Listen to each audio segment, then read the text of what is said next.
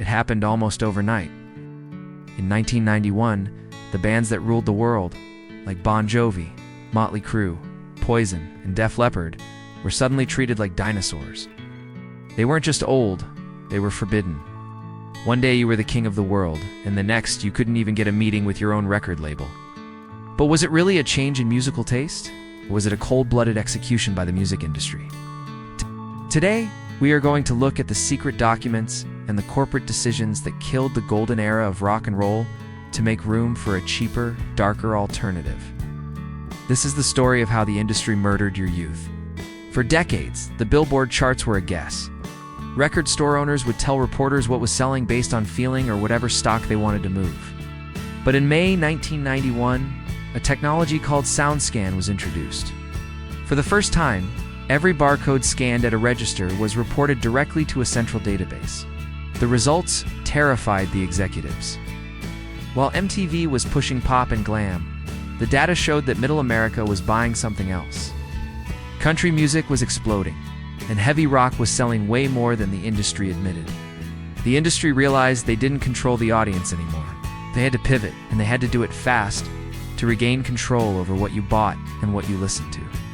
We are told that Kurt Cobain arrived and single-handedly destroyed the 80s. That is the official narrative we have been fed for 30 years. But look closer at the math. The major labels were tired of paying multi-million-dollar contracts to rock stars who demanded private jets, massive stadium tours, and expensive pyrotechnics. Then came grunge. It was cheap. You didn't need big hair, expensive music videos, or guitar solos that took weeks to record. You just needed a flannel shirt and a garage. The labels realized they could sign 10 alternative bands for the price of one David Lee Roth. The death of rock wasn't a revolution of the people. It was a budget cut by the accountants. They marketed depression because it was more profitable than celebration. By 1992, the order was clear. Stop playing the old guard. Legends who had sold 100 million albums were suddenly told their new videos wouldn't be aired.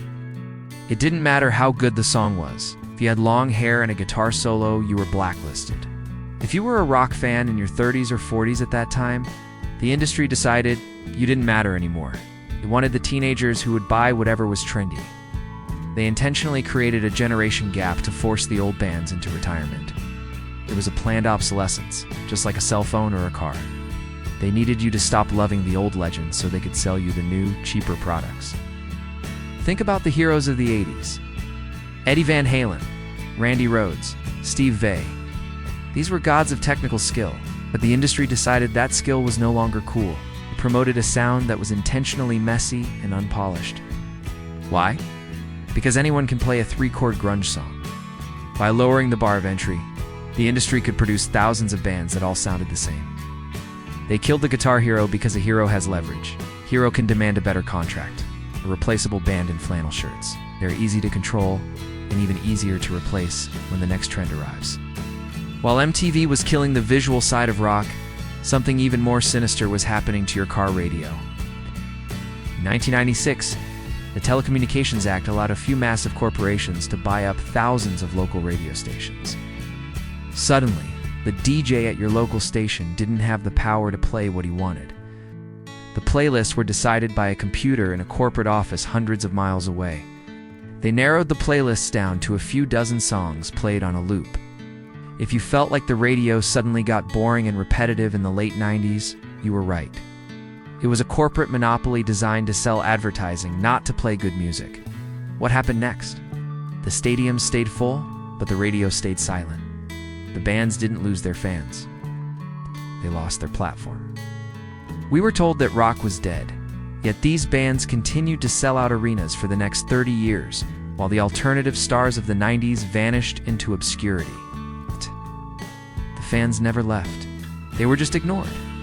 The industry tried to gaslight an entire generation into believing that the music they loved was a joke, a mistake, or an embarrassment. But the numbers don't lie. The legendary albums of the 70s and 80s still outsell the hits of today. The industry tried to bury the music that defined our lives because it was more profitable to sell us something else. They stole the sunset of the greatest era in music history. They thought they could erase the legends, but they forgot one thing. You can't kill a feeling. Do you remember the exact moment you felt your favorite music was being taken away? Was it the first time you saw a certain video on MTV? Or was it when your local rock station changed its format to Top 40 Pop? Tell me your story in the comments. I need to set the record straight and remind the world that rock didn't die, it was pushed.